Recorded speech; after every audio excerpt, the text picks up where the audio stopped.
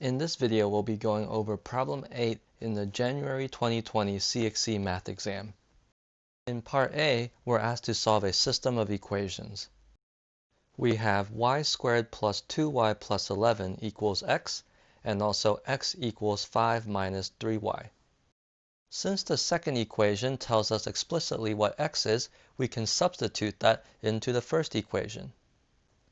So this gives us y squared plus 2y plus 11 equals 5 minus 3y. So now we just have an equation with one variable.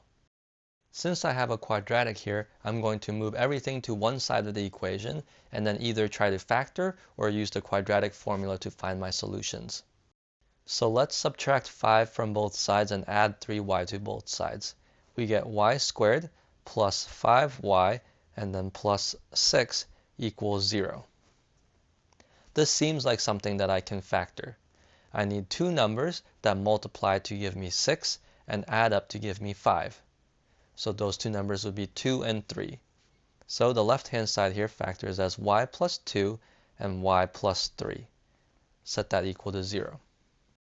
Now, when I have the product of two things equals 0, that tells me that either the first factor is equal to 0 or that the second factor is equal to 0. So this splits up the equation into y plus 2 equals 0 or y plus 3 equals 0. In either of these cases, I can solve for y. On the left, y plus 2 equals 0. I can subtract 2 from both sides and I get y equals negative 2. On the right, I can solve for y by subtracting 3 from both sides. This gives me y equals negative 3. Now, for each of these y values, I need to find the corresponding x value.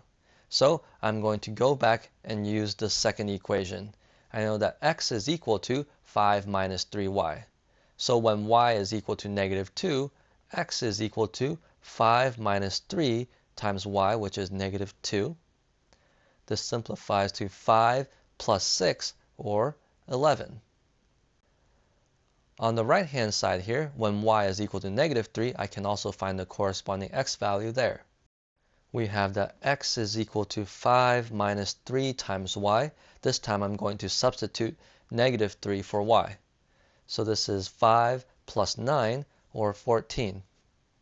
Okay, so my solutions are x is equal to 11 and y is equal to negative 2, which can be written as an ordered pair 11 comma negative 2, and also x is equal to 14 and y is equal to negative 3, which I can write as an ordered pair 14, negative 3. So those are the two solutions to the system of equations. In part B, we're given a function f where f of x is equal to 4x squared minus 8x minus 2. Since this function is a quadratic, I know that it has the shape of a parabola. In part 1, we're asked to express f in the form some constant a times x plus h squared plus k. Note that this is the standard form for a parabola, and when it's written this way, we can easily identify the vertex of the parabola as negative h, k. Also, the sign of the a here will tell us how the parabola is oriented. If a is positive, then the parabola opens upwards, and if a is negative, the parabola opens downwards. Now, to write our parabola in standard form, I'm going to start by factoring 4 from the x terms. So this gives me 4 times x squared minus 2x, and then I'm going to leave a negative 2 at the end unfactored. At this point, what I need to do is complete the square on this quadratic x squared minus 2x. The procedure for that is to take the constant in front of the x and divide that by 2 and then square it. If I take negative 2, divide by 2, I get negative 1. I take negative 1 and square that number, I get positive 1. And that's going to be the number that I add and subtract. The reason why I add and subtract the same number is so that I don't change the value of the expression. So when I add 1 and subtract 1, essentially I'm adding 0. I'm not changing anything. So let's rewrite our expression now. We have 4 times x squared minus 2x plus 1 minus 1, and then outside of the parentheses we have minus 2. At this point, what I want to do is group the terms x squared minus 2x plus 1 together, because this here can be factored as a square. We can rewrite this as 4 times x squared minus 2x plus 1 can be factored as x minus 1 squared, and then I still have a minus 1, parentheses, and then minus 2. Our next step is to distribute the 4. I'm going to take 4 and multiply it to this term and multiply it to this term. So this gives me 4 times x minus 1 squared, and then 4 times negative 1 gives me negative 4, and then subtract 2. So in the end here we have 4 times x minus 1 squared, and then minus 6. So that's our function f of x. When our parabola is written in this form, we can identify some graph transformation that's being done to the standard parabola y equals x squared.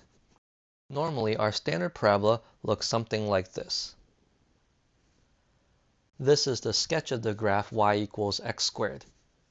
Now, for our parabola, 4 times x minus 1 squared minus 6, the 4 here tells us that our graph has a vertical stretch by a factor of 4. The x minus 1 here tells me that there's a horizontal shift to the right 1 unit. Lastly, the negative 6 here tells me that there is a vertical shift down 6 units. So to sketch our parabola, we would take our standard parabola, shift it to the right 1 unit, and shift it down 6 units. So my new vertex would be somewhere over here.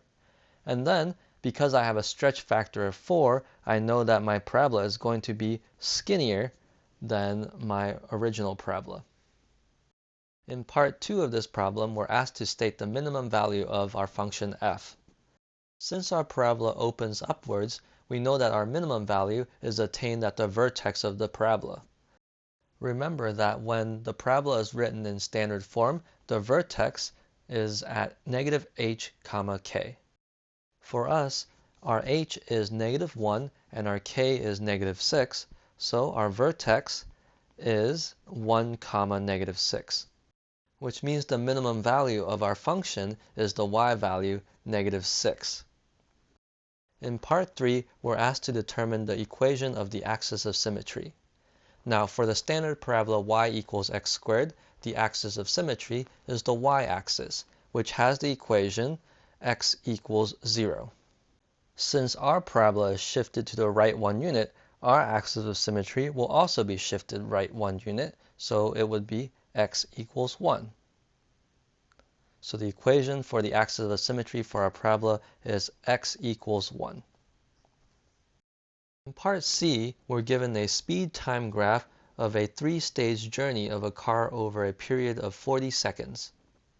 We're asked to determine the acceleration of the car for each of the following stages of the journey, stage 2 and stage 3. In general, the acceleration is determined by taking the change in your speed and divided by the change in time. And to do that, we would take our final speed and subtract the initial speed divided by the final time minus the initial time. So for stage 2, the acceleration is equal to the final speed. That's going to be the y value of the end point at stage 2. In this case, that's 12 meters per second.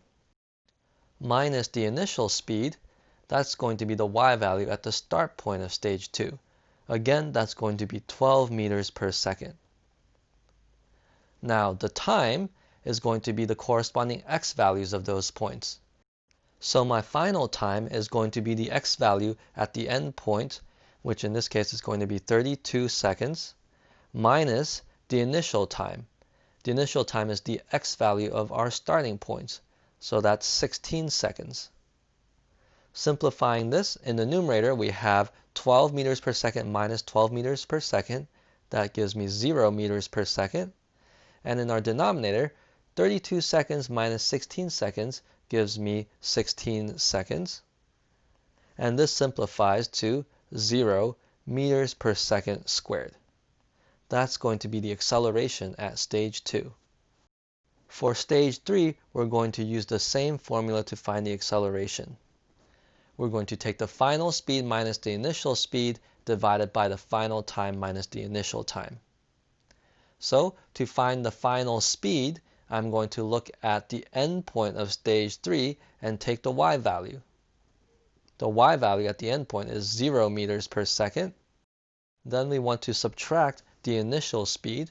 So we want to go to the initial point of stage 3 and find its corresponding y value. That's going to be 12 meters per second. We divide this by final time minus the initial time.